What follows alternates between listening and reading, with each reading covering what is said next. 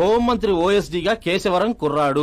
ఈ ఆకాశ్ గడేంట్రా పాదరసం కన్నా ఫాస్ట్ గా దూసుకెళ్తున్నాడు. ఆడి పేరు పేపర్ లో వచ్చిందని ఏడ్చే కంటే మన ఊరి పేరు వచ్చిందని ఆనందపడండి రా. ఏంటి ఆనందపడేది? ఇవాళ పేపర్ లోనే వచ్చింది. ఏదో రోజు మన ప్రాణాల మీద. Super combination. డిజైనర్ వేరు. ఓ అరే మా శాస్త్రి గారు వస్తున్నారు.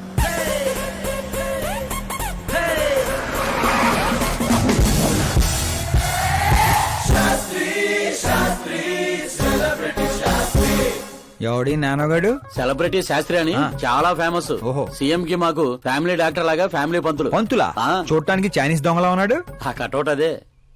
నమస్కారం పంతులు గారు. నమస్కారం అండి. శీఘ్రమేవ సూపర్ స్టార్ ప్రాప్తిరస్తు. 10 ఏళ్ల నుంచి మీరు దీవిస్తూనే ఉన్నారు పంతులు గారు, కానీ ఇంతవరకు అన్నయ్య మాత్రం కరుణించట్లేదు. టైం దగ్గర పడిందండి. టచ్ అప్ తో రెడీగా ఉండండి బ్రేక్ కోసం. వీడెవడు వెటకారానికి వేస్ట్ కోట్ వేసినట్టున్నాడు. న్యూ అడ్మిషన్ పంతులు గారు. Akash I am Arjun, still virgin. Place లేక పంతులు మేనే పజ్జిలా మట్టి కొట్టుకుపోతావురా. ఏంటి ఏదో అంటున్నట్టున్నారు. దీవిస్తున్నారు సార్ మాస్ హీరో అవ్వాలని. బాధి ఉంచారు.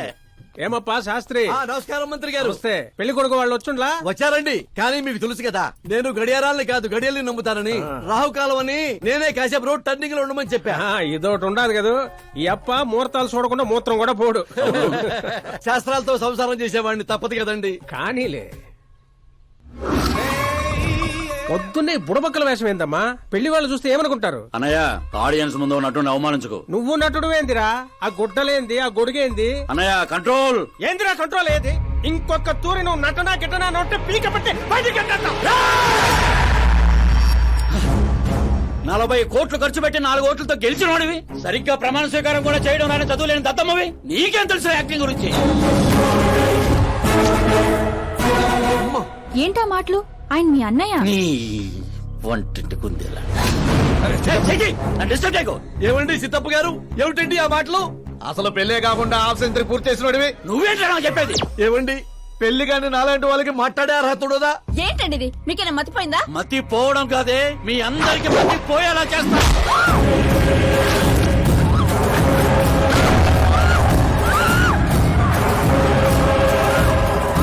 ఈ లెవెల్లో ఎవడైనా పెళ్ళాన్ని తట్టాడరా? డాడీ, అమ్మనే కొడతారా? నిన్ను కూడా తంత్ర.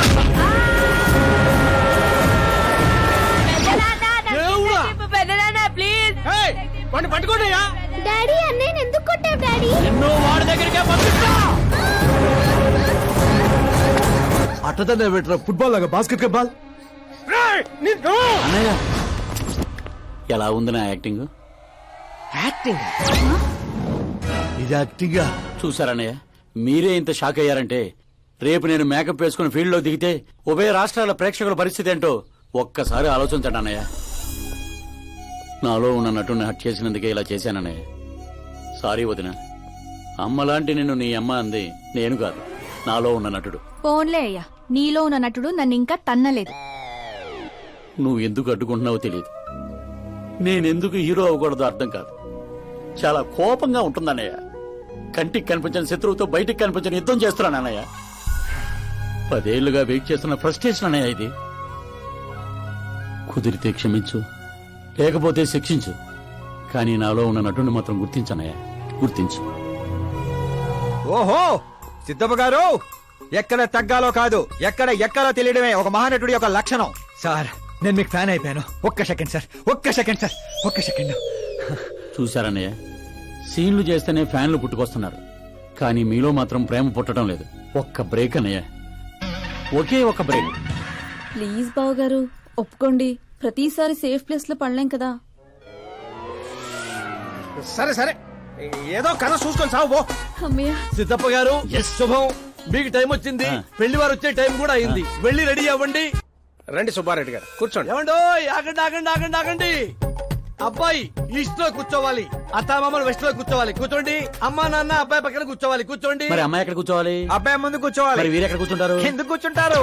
హాస్యం హాస్యం. జోకుల తర్వాత నువ్వు నిలబడింది ఈ శాన్యంలో, అక్కడ బరువు ఉండకూడదు. అడు తగలబడి సావు. నేను ఆస్తుల్ని వాస్తుల్ని నమ్మను శాస్త్రి గారు, మరి దోస్తుల్ని నమ్ముతాను. మళ్ళీ హాస్యం.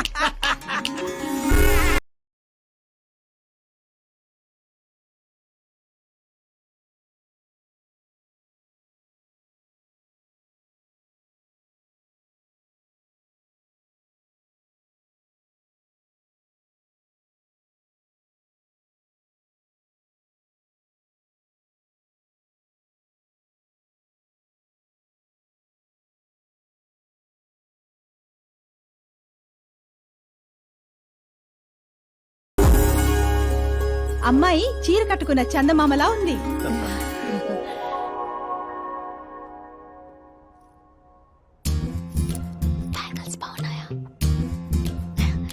డ్రెస్ అవి మేడ్ ఫర్ ఈచ్ అదర్.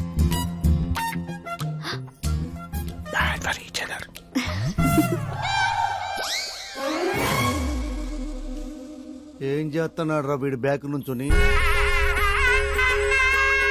శుభం, అంతా శుభం. అమ్మాయిని చూశాక అబ్బాయి నోట మాట రావడం లేదు, అబ్బాయిని చూశాక అమ్మాయి తల తిట్టడం లేదు. కాబట్టి ఈ మ్యాచ్ ఫిక్స్. డేట్ నేను ఫిక్స్ చేస్తాను, రేట్ మీరు ఫిక్స్ చేసుకోండి. పంతులు గారు, అర్చన, అభిషేకం, అష్టాత్రం అన్ని కలిపి గట్టిగా జరిపించండి. సంభావన గట్టిగానే ముడుతుంది. ఏంటి బాబు అంత సంతోషంగా ఉన్నారు? సంతోషంగా ఉండకపోతే ఇంకెలాగుంటామయ్యా పంతులు? మా బావ గట్టి సంబంధం తగిలింది. పెళ్లి చూపులు కూడా నిన్న అయిపోయి. శుభం. పేరు గోత్రాలు చెప్పండి నాయనా. పైడిపాల గోత్రం అండి, ఆకాశ్ నారాయణ, పుత్తూరు శ్రద్ధ.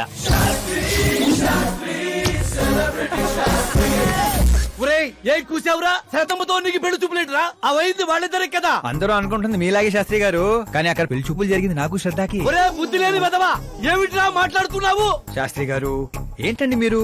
అస్త్రం అంటారు, పవర్ అంటారు. ఏమైంది మీ అబ్జర్వేషన్ కి?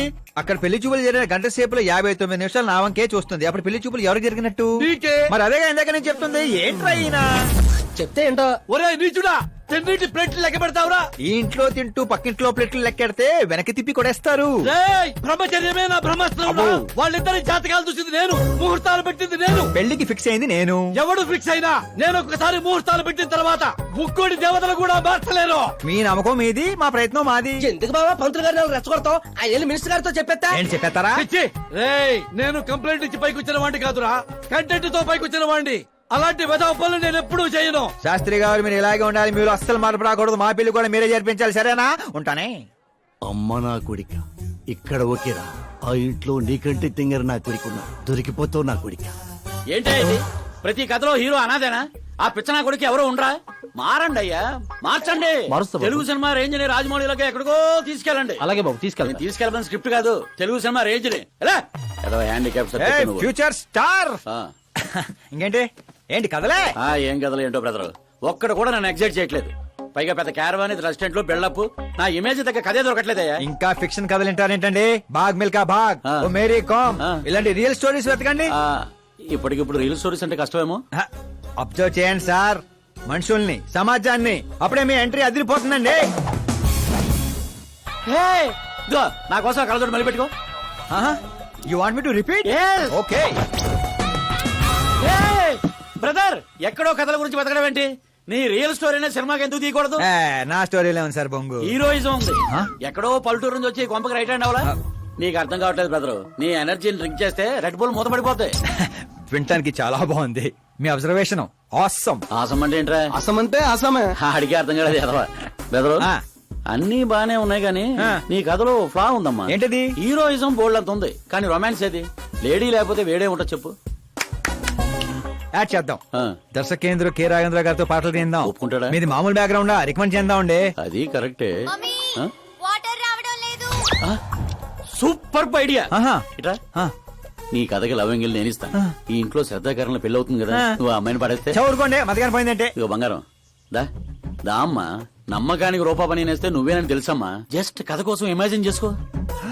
అచ్చి బాబోయ్, ఫస్ట్ సినిమాకి ఎన్ని బ్యూటిఫుల్ ఐడియాస్ ఇస్తున్నారంటే మీరు ఖచ్చితంగా ఫ్యూచర్ స్టార్ సిద్ధప్ప. సిద్ధప్ప, ఆ మోటర్ ఏమని చెప్పు. ఈవిడ ఒకటి సందర్భం లేకుండా. అలాగే వదినా, మన కథకి మంచి లవ్ సీన్ దొరికింది. ఎలాగేటి? Protein shake, current shock. వెళ్ళు. ఇగో బంగారం, వెనక్కిరా. ఎక్కడికి?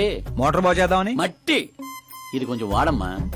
పైన పాపుంది, కింద పంపు పాడైంది. అచ్చి బాబోయ్, ఎన్ని సినిమాల్లో చూడలేదు. నీళ్ల బకెట్ తో పైకి వెళ్తా, బకెట్ నిండా లవ్ సీన్ తో కిందకి వస్తా. ఏటే? ఇదిగో బెదరు, లోపల ఉంది నా కూతురని మర్చిపోకే. ఆహా. నువ్వు బంగారమే.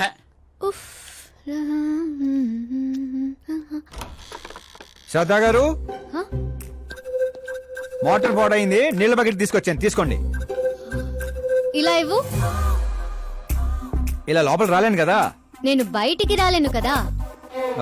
పోనీ కళ్ళు మూసుకొని వస్తాను. వాటర్ కింద పడొచ్చు. మరి ఇలా వస్తే మీరు కంటి పడవచ్చు. త్వరగా ఇస్తే నువ్వు బయట పడొచ్చు. కళ్ళు మూసుకోకుండా నువ్వు నన్ను చూడకుండా వాటర్ లోపల పెట్టి వెళ్ళు